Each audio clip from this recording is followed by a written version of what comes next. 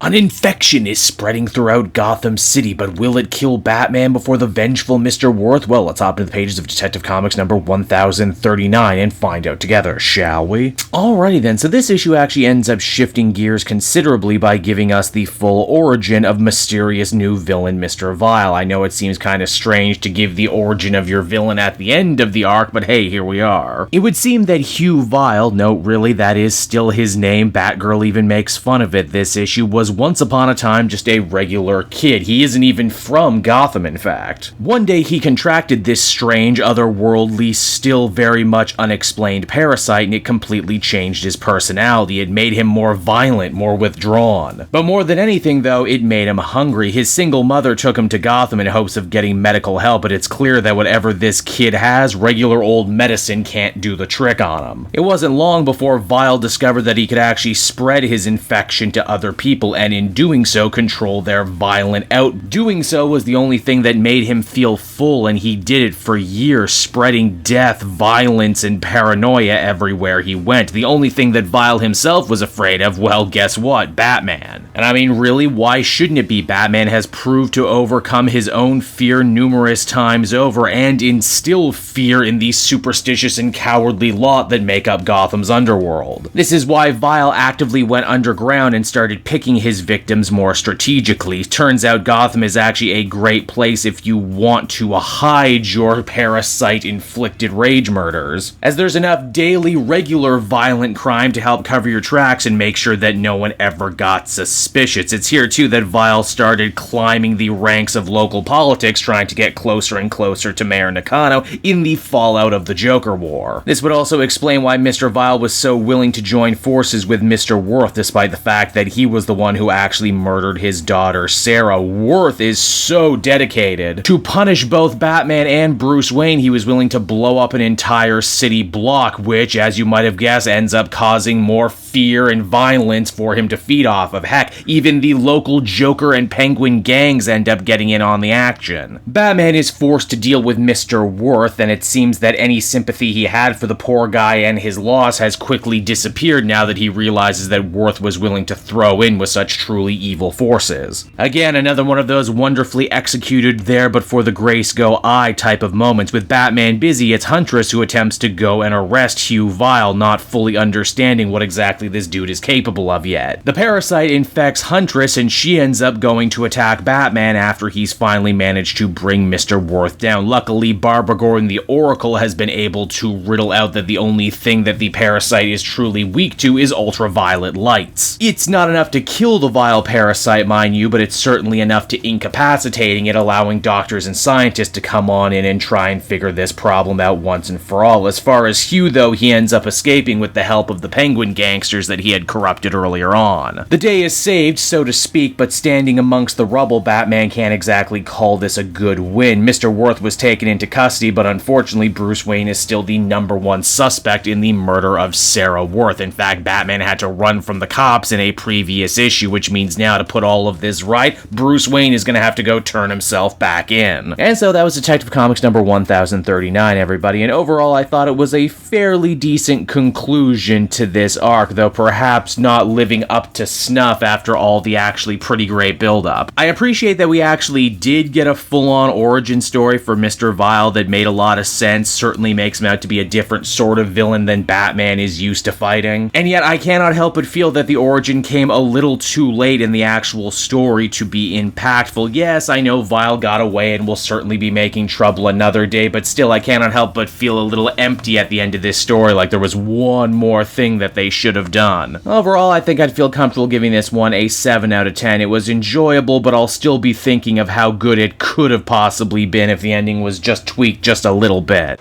Hey there everyone, Kate Joel again, and I just want to thank you so much for watching to the end of the video. It means a lot to me. And hey, if you enjoyed the book I covered in this issue and want some comics of your own, might I recommend Book Depository? It's my #1 place for shopping for comic book trades. You get a great price, and if you use my link down in the description, you'll actually be helping me out at the same time. You get something, I get something, everybody wins, right? So until next time everyone, I've been Joel, and I will see you in the next video. Bye-bye.